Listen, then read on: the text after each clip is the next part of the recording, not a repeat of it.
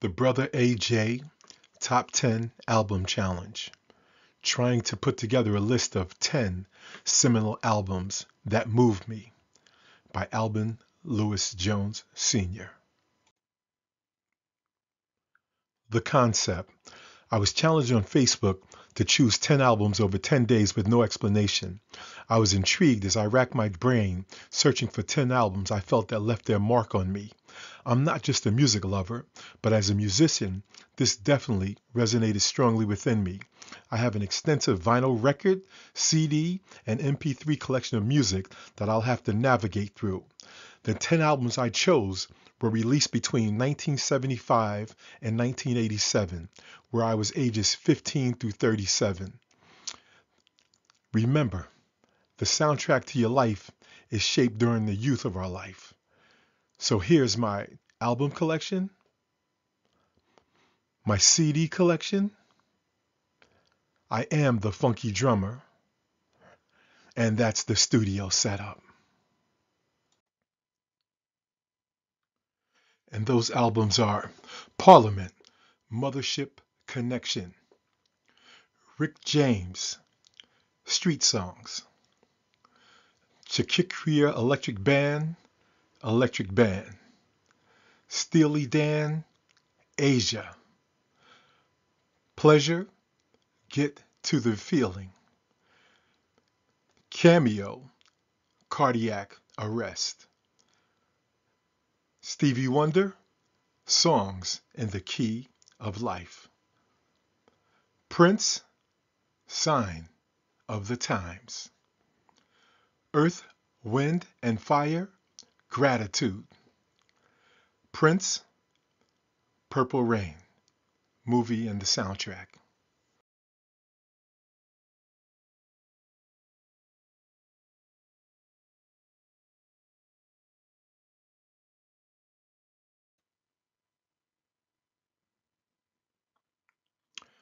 Number 10 is Parliament's Mothership Connection, 1975.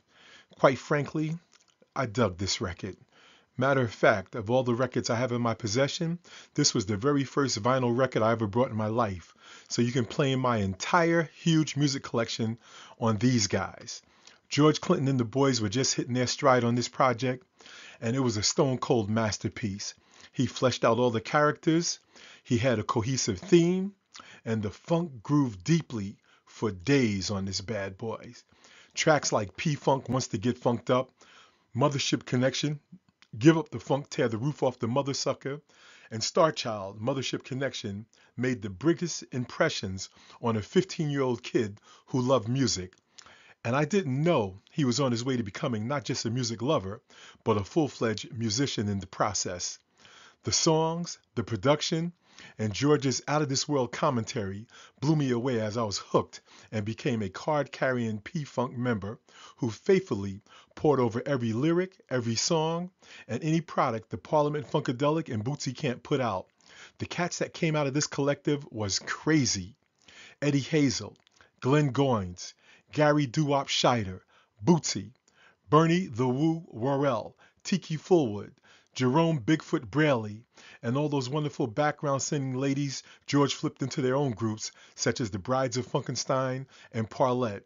It was a wonderful time to be alive, listening to the hardcore funk music at its absolute best.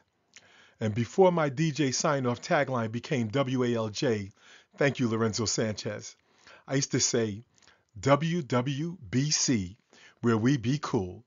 I lifted that line along with the home of the P-Funk and the home of the bomb, straight out of the George Clinton Parliament Soliloquy Book of Rap. George had 1,000,000 of them, and he influenced me heavily.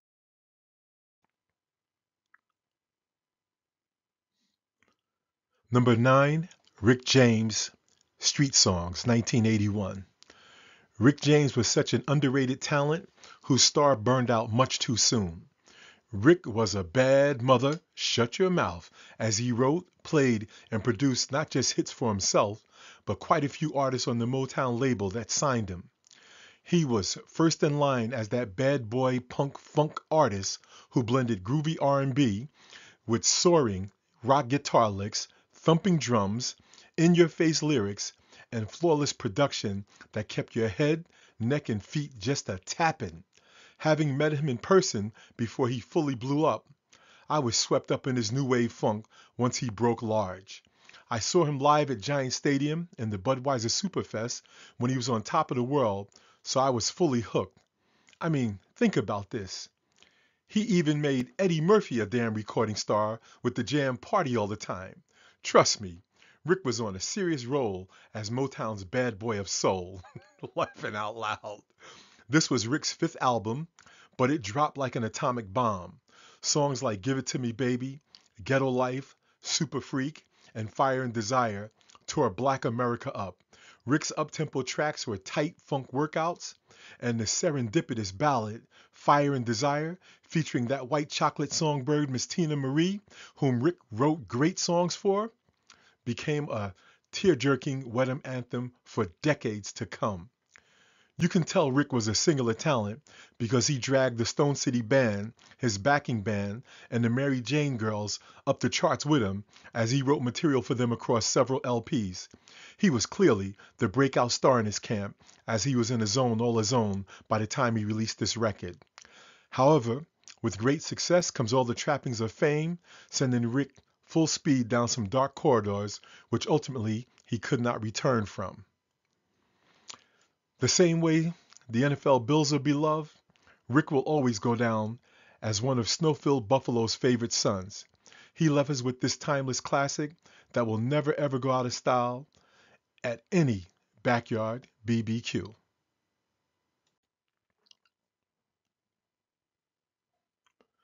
Number 8, the Chick Corea Electric Band. The album is entitled The Electric Band, 1986. Oh my God. Talk about an uber supergroup.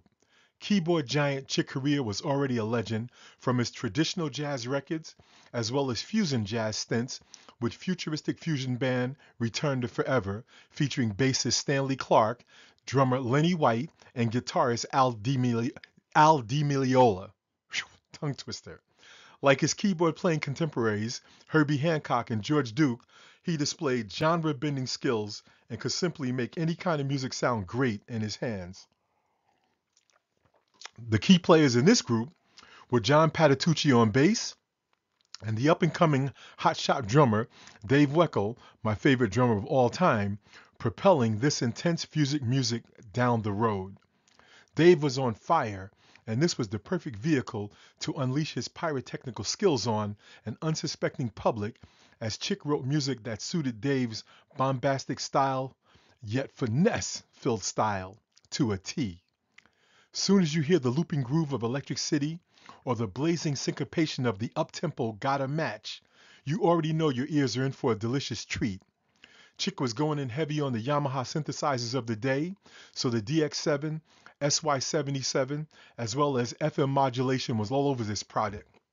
The sounds are reminiscent of that era, but the music continues to sound totally fresh and relevant over 30 years later.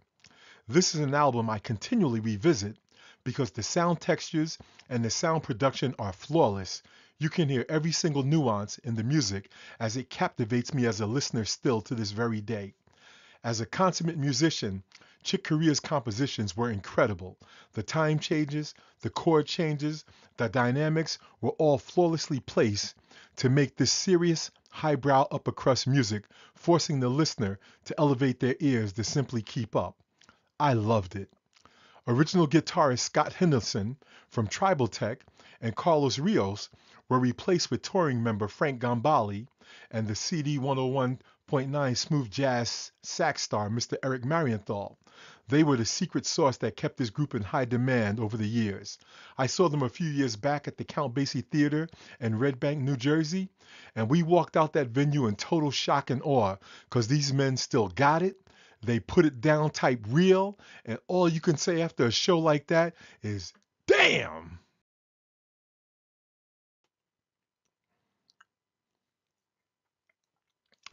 Number 7, Steely Dan, Aja, 1977. Let me just say this right now up front. If you do not have this album/CD in your collection, stop listening and watching this Do not talk to me until you go get it. Don't you walk, don't you skip, you run to your nearest record store and get this project because this was a seminal Get Your Life Together soundtrack album as the mellow sounds of Donald Fager and Walter Brecker, rest in peace, my man, you are miss, just knocked this project out the park. This is super smooth, super sophisticated vocal jazz with some hellacious changes thrown in for good measure. It continued their trend of not mainstream music as Donald's quirky voice matched his quirky lyrics and the songs became themes amongst themselves. Who could listen to Black Cow resampled as a hip hop anthem, Asia, Deacon Blues, or Peg without feeling some kind of nostalgic way? These songs shaped our lives growing up. Steely Dan's claim to fame was they were way beyond meticulous in their approach to recording music. They would audition 100 different people to play one simple melody line just to get it down on the wax exactly how they felt, heard it in their heads. It needed to be perfect in their opinions. This probably drove engineers and the record label absolutely bonkers. But in the end, when you listen to the finished project, clearly there was a method to their madness as these songs are sonically timeless. Donald's keyboard playing is breezily jazzy, and Walter's bass slash electric guitar playing complemented him thusly. Although we look at Steely Dan as Donald Fagen's baby, Walter had a huge influx on him, and I wonder what the next Steely Dan CD will sound like without Walter's presence added to the mix. One of my close friends has seen them since Walter passed, and he said, the music still sounds the same, so only time will tell. No band comes close to the Steely Dan sound, and the only place you hear it is in Donald Fagen's solo work. On the strength of this Asia LP alone, I guarantee you will buy other Steely Dan projects because this body of music continues to stay fresh. Every time I hear it, it reminds me why people make music in the first place. It's in the pursuit of capturing the innate thing inside of you just right, so all the world can hear it along with you.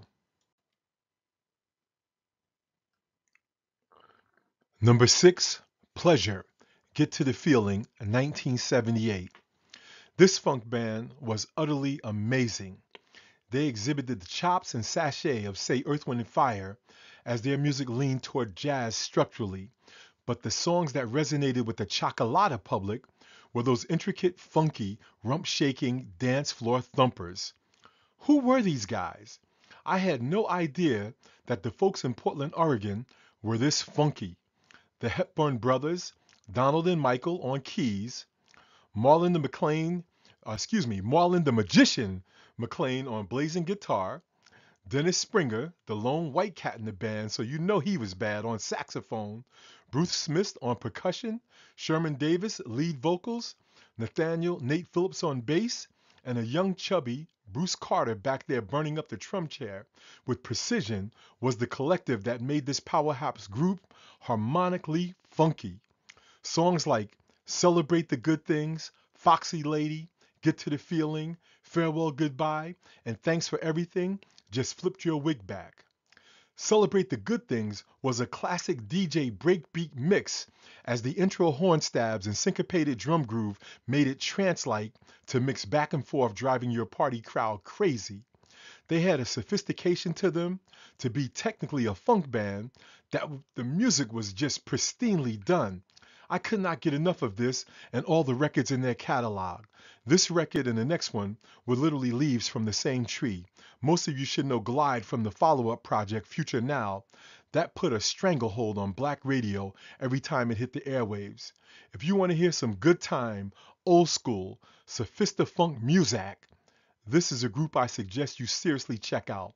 The musicality of this group was ridiculous as they carved a wide lane all their own by fusing jazz sensibilities over the top of deep, greasy, swinging funk.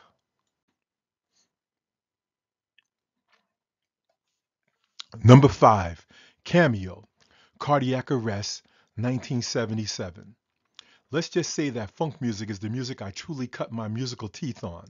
I loved a little bit of everything as I was raised on white AM pop radio, black Motown slash stack soul, searing God-fearing gospel church songs with over-the-top MGM musicals and strange of jazz thrown in for good measure.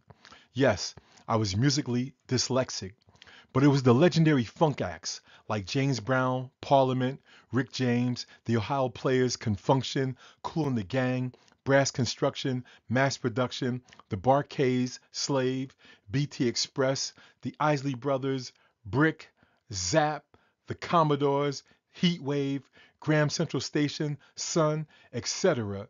that shaped my musical identity. This music electrified me as it was danceable, groovy as hell, had balls to the wall live horns, the lyrical content could be whatever it wanted to be, and it was funky. How and be soever, no funk band enamored me the way Cameo did.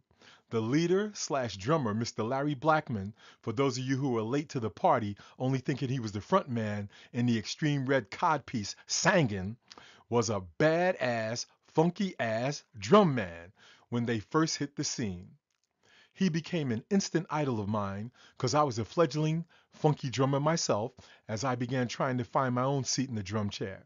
Go find early clips of Larry behind an enormous double bass drum kit playing and singing his ass off, and you'll see why he was my guy. Larry was straight killing it.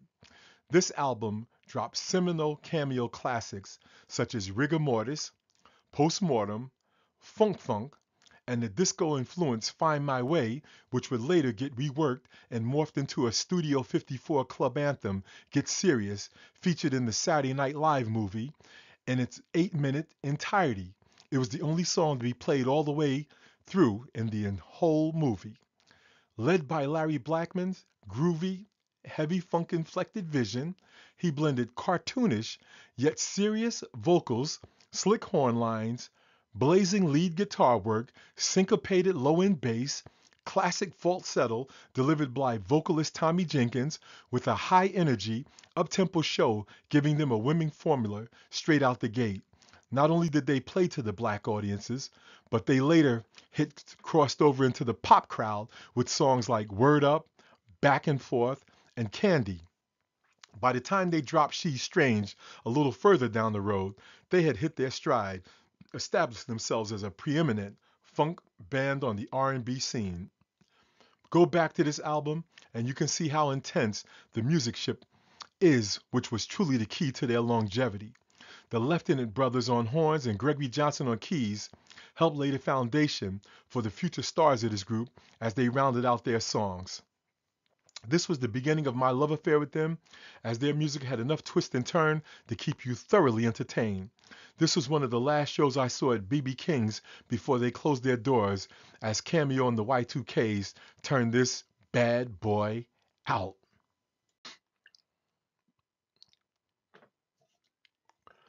Number 4, Stevie Wonder, Songs in the Key of Life, 1976.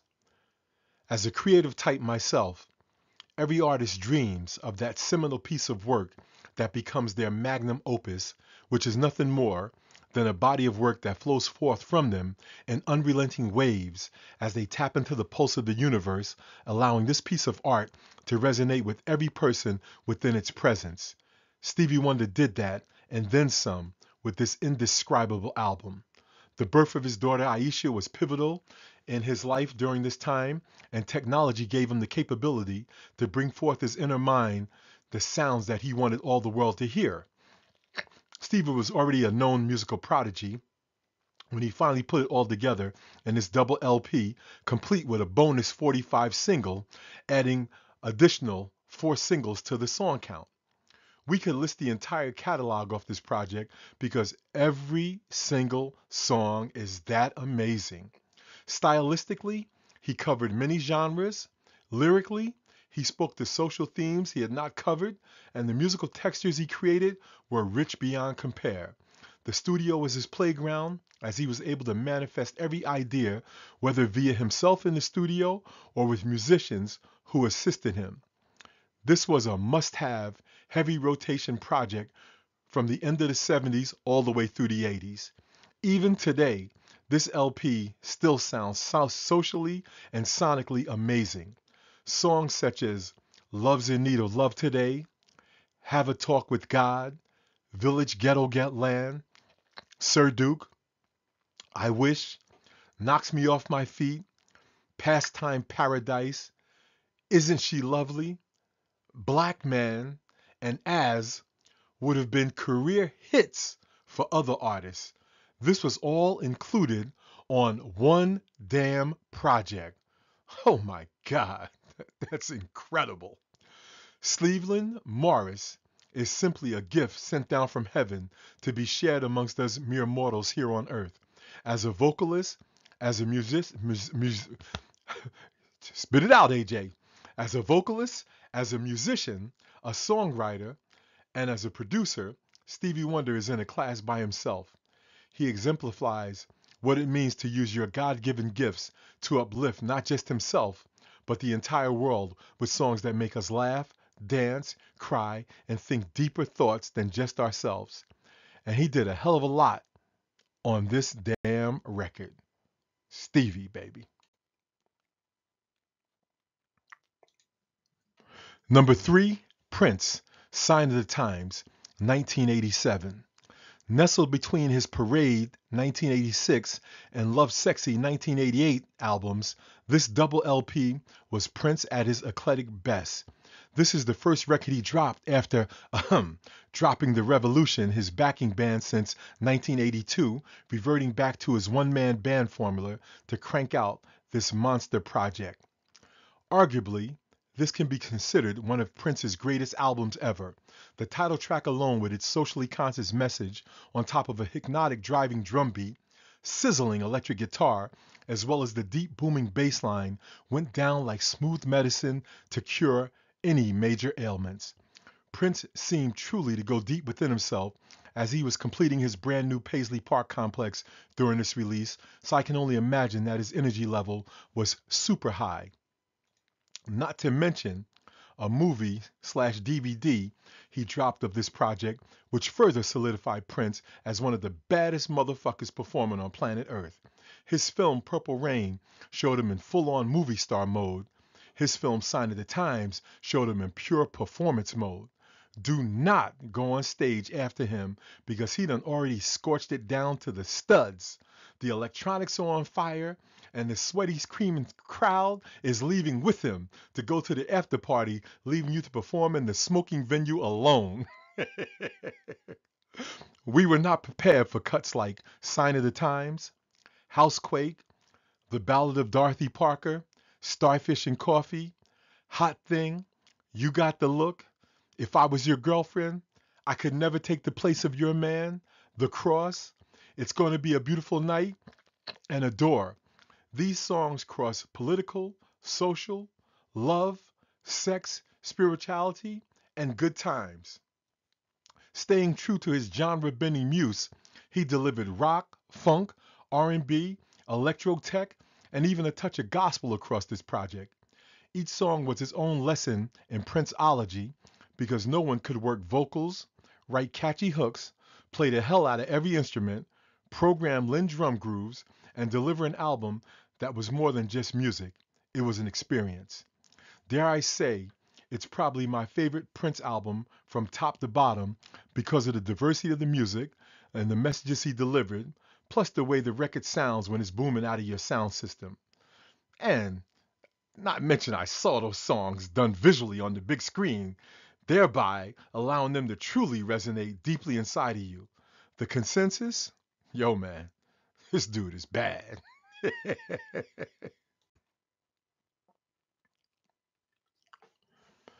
Number 2, Earth, Wind and Fire, Gratitude, 1975. This is by far the hardest band to describe. This 9-piece black man band made some of the prettiest damn music you ever wanted to hear. How could a falsetto that sweet come from the lips of Philip Bailey?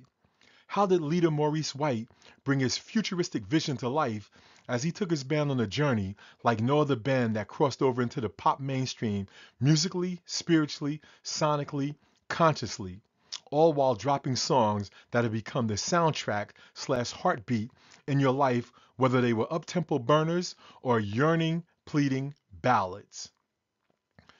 This powerful double album grabbed me mentally, making me sit down to listen as I began to examine my own life through the messages in their music. It was, for all intents and purposes, a triple live concert LP, with the fourth disc being studio tracks added in to flesh it out perfectly. Each song was like scriptures to my soul as the vocals truly reached my inner core for deeper reflection. Songs like Yearning Learning, Devotion, Reasons, Shining Star, Sing a Song, Gratitude, Celebrate, and Can't Hide Love were opening doors inside of me for new thoughts and ideas. Instrumental smashes like Africano Power, Sun Goddess, and a New World Symphony opened my mind to how far we could take songs when we allow the musicians to stretch out as they showcase their skills. Now think about this. I'm like 15 years old, but music already had a stranglehold on me, and every time I heard a record like this, it unlocked something inside of me that I could not get enough of. There were no such thing as videos. I was not going to concerts back then, so I was consuming this product through my ears, and it was motivationally uplifting. It took me no time at all to realize this was a band on a whole different level, as the music they were making was revolutionary. Maurice White and Philip Bailey on symphonic vocals were harmonic melody machines. Bass player Verdine White was kinetic energy and all motion, locking in with his brother Fred White, the drummer, laying down one of the strongest rhythm sections you ever wanted to hear. Ralph Johnson sang vocals and sprinkled ethnic percussion across the top, allowing Al McKay and Johnny Graham, the two dueling guitarists, room to shred across the tracks. Andrew Woolfolk and Don Murrick were featured saxophone stars in the world-class EWF horn section, as Larry Dunn on keyboards held it all together with soaring strings, nasty organ, lead synth stabs, and lush Rode piano sounds rounding out this crackerjack unit. As their run came to an end and the passing of the leader Maurice White due to Parkinson's disease, Philip, Ralph, and Verdine continued to tour as the music they wrote will never, ever die. Earth, Wind, and Fire, in my opinion, will go down as the baddest damn band in the land, because nobody could touch them musically, vocally, or visually during their lofty run of what they meant to excellence in Black America.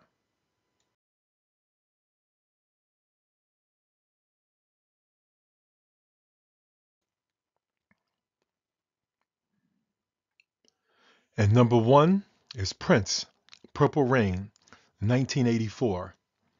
When we heard Prince was making a movie, we were intrigued, but not overly blown away by this. I mean, another music star trying to make a movie? Okay, been there, done that. We saw some previews for the movie, and then he dropped the lead single, When Doves Cry, creating a fever pitch because that song was lethal. He opened this track with a squealing, ascending lead guitar riff, a heavy Lindrum groove, sparse piano hits, catchy sing-along lyrics. We did not even realize there was no bass line in the song as it grabs you by the throat, forcing you to move. This upstart movie, with a cast of virtual novice actors led by an extremely confident Prince, took the world by storm. It spawned a number one movie, Purple Rain, a number one song, When Doves Cry, a number one album, Purple Rain, and then him an Oscar for Best Original Soundtrack. Prince hit on all cylinders and delivered his magnus opus. He stripped back all of his various influences and honed in with laser-like focus to deliver songs that supported the storyline in the movie, which in of itself were just masterpieces. Let's Go Crazy, Computer Blue, Darling Nikki, The Beautiful Ones, Take Me With You, I Would Die For You, Baby I'm a Star, and the anthemic title track Purple Rain with its water-drenched lyrics laid over soaring guitar swells, a bluesy gospel feel, lyrics sung with conviction, longing caused every head to nod in unison. Lighters would come out in dark theaters to light the way as tears of joy, pain, passion, and release fell to coincide with an epic ending. Prince finally became Prince to the entire world. Here in this movie, on full display, was the total Prince package. If you never saw him live in concert, the clips in this movie showed you how he prowled the stage like a panther, whipping the audience into a frenzy with his backing band behind him hitting every cue right on point. This band featured Lisa Coleman and Matt Dr. Fink on keyboards, Wendy Melvoin on guitar, Brown Mark on bass, and Bobby Z on drums. With this multi-gender, multi-ethnic band of misfits, Prince replicated the model of Sly and the Family Stone that came before him and influenced him. The Revolution, as Prince called them, first showed up on his 1999 album, with some member changes getting to this cast of characters featured in the film. Single-handedly, this young black upstart out of frigid cold Minneapolis, Minnesota, and the unlikeliest of markets, brought the entire world inside his genius and showed them what his purple uptown utopia could look like. Morris Day and the Time were perfect foils for him in this film as they balanced out the kid's do-good driven personality with their own downright nastiness. As this semi-autobiographical story unfolded, the songs were peeks into Prince's life as he gave us just enough slivers to feel as if we truly knew him. Each song resonated with the audience and transported us from our own world into his world, where we could get swept away by his showman musicianship. Prince had finally arrived, and now he was here to stay. Even in his death, Purple Rain reemerged and became a top-selling album for him 30 years past its release date. This is how you know a project resonates with the world. Selfishly, I hated Purple Rain because I saw the movie in the theaters like 7 times, in the drive-ins, remember those? And finally at home when released on VHS, then finally on DVD. I've seen it so many times I can damn near recite every line the actors say. And it's not that I hated Purple Rain. I just need you to know I hated it because now I had to share this underground savant that we in the know had selfishly sequestered away from the outside world all those years for ourselves. Once this genie was let out the bottle with Purple Rain, there was never no going back inside. Maybe in hindsight, that was not such a bad thing. Here I was coming up on 24 years of age, having rode with him since his second LP, Prince, back in 79, and I was thrilled knowing the guy I had hitched my star to finally delivered what I knew he had inside of him. Purple Rain was a phenomena, much like Michael Jackson's Thriller that stopped time right in its track. This record changed the game for me as it became the beginning of what music could do for me. I was living in a one-bedroom apartment in Hackensack, New Jersey. I had DJ gear, drums, and was trying to figure out piano so it could open up melody, harmony, and chord structure in my life. I was in the process of trying to get music I felt inside of me out into the universe so it could be documented. I had the rhythm thing down cold, but I could not play piano to save my life. So until I took piano lessons 2 years later, although I thought I was amazing, my early music was horrible. This movie taught me to never give up on yourself. Don't worry about what your naysayers say. Follow your own dream because nobody sees your vision except you. And if you have good folks around you, carry them with you because none of us gets to the top alone. We all need a little help along the way. The music was decadently delicious as Prince made us face our fears the minute he opened the record with, "Dearly beloved, we are gathered here to get through this thing called life. Electric word life. It means forever, and that's a mighty long time. But I'm here to tell you that there's something else." Then he closed it out with the searing guitar strains of Purple Rain, fueled by his underrated John Blaze, masterfully soulful guitar playing, making it the perfect way to open and close a recorded project. Although his physical form left us in 2016, his words, music, videos, and Minneapolis legacy will forever and a day carry on. Long live Prince Rogers Nelson and the Purple Rain.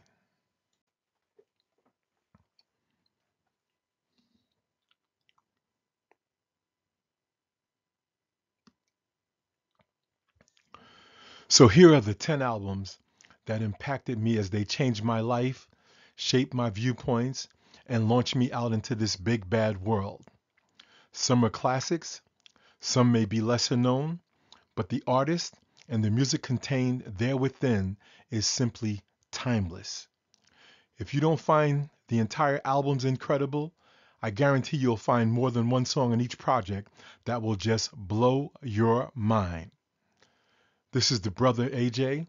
I am satisfied and I approve the transmission of this message for the universe. Thanks for listening. I hope you enjoyed it.